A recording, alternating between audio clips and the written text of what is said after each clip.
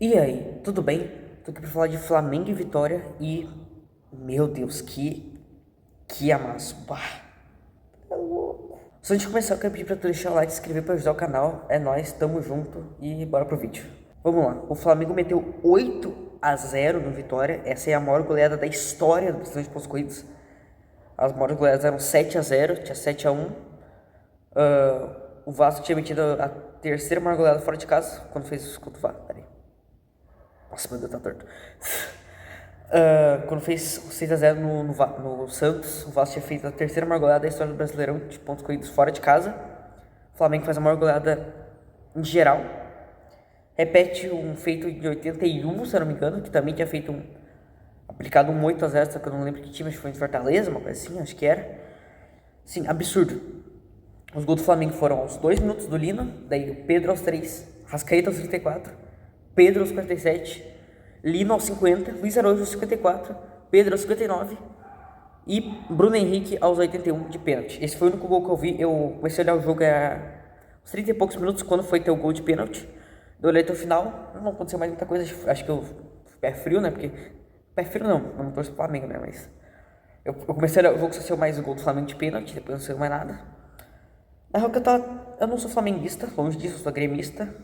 Longe de eu ser flamenguista, pelo amor de Deus, graças a Deus, não sou flamenguista. Bem que, né? Mas,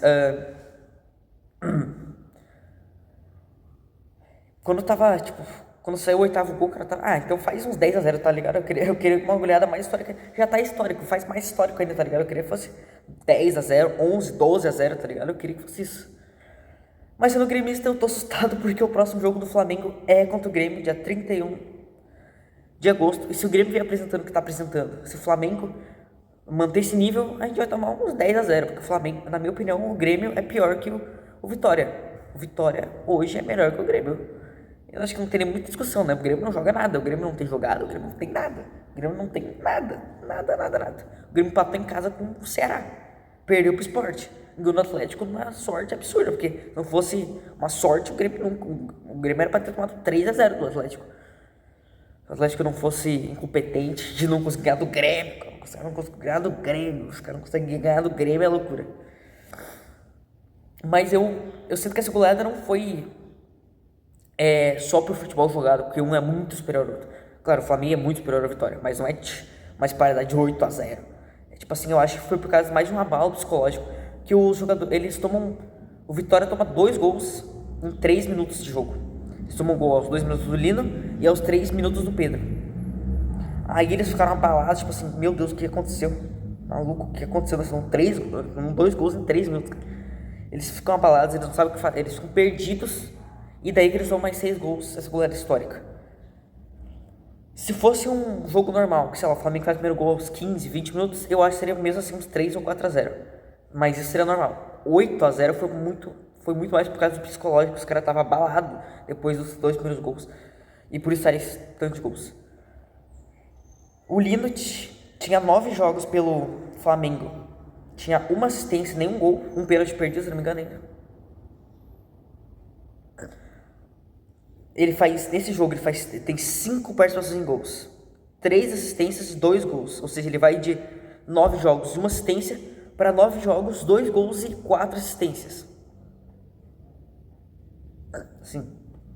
O cara vai de uma participação em gol para 6 participações em gol. Vai de um bagulho ruim, tá ligado? Muito ruim, porque 9 jogos, 1 assistência, um ponto é terrível.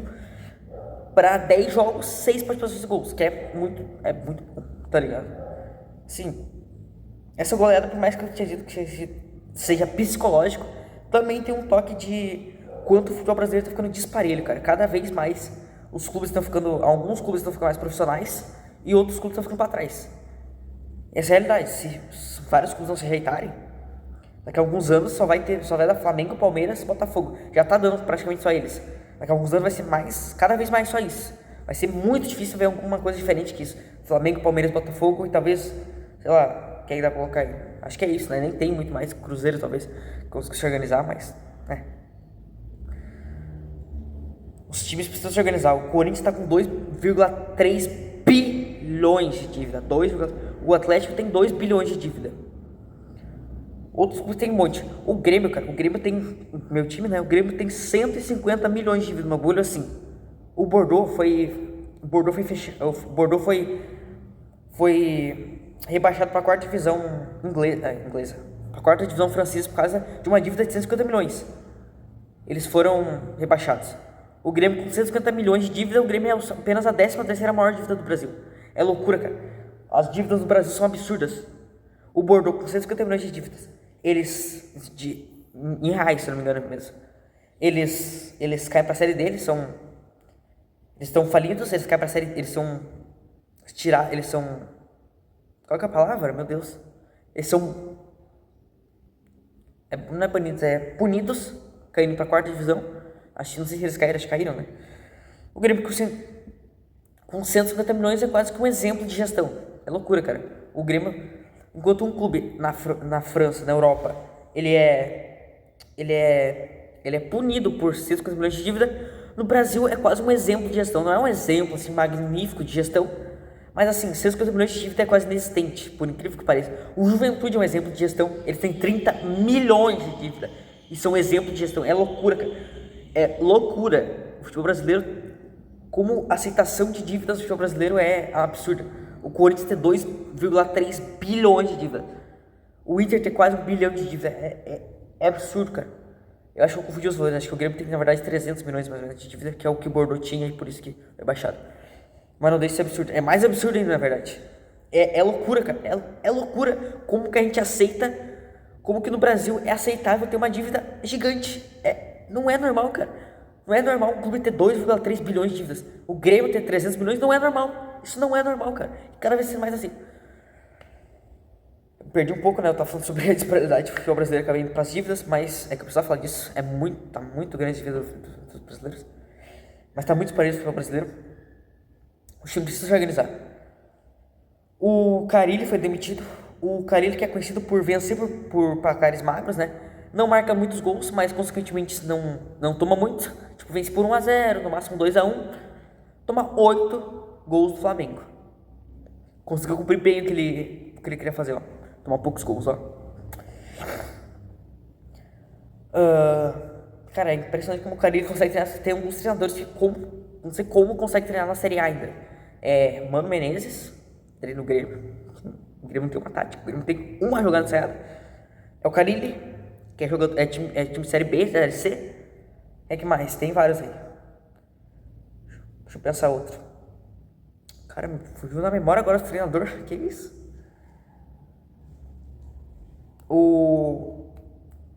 Caramba, cara. Que isso, me fugiu da cabeça. Mas a gente tem vários exemplos na Série A. Tem vários exemplos que continuam treinando clubes grandes, mas que deveriam treinar clubes minúsculos, porque eles não apresentam mais. Eles não evoluíram, cara. Eles pararam no tempo, eles pararam na década de 2000. Eles não evoluíram mais o seu nível de treinar um clube desde lá. E eles conseguem treinar um clube, porque, tipo assim, os clubes, como eu falei, estão perdidos. Não falei, né, mas estão perdidos. Os clubes brasileiros que não estão organizados estão perdidos, eles não sabem o que fazer. Estão sempre pegando as sobras. O Grêmio pega o Marcos Rocha. O Grêmio pega o Marcos Rocha, que era a terceira opção do Palmeiras. Sei lá,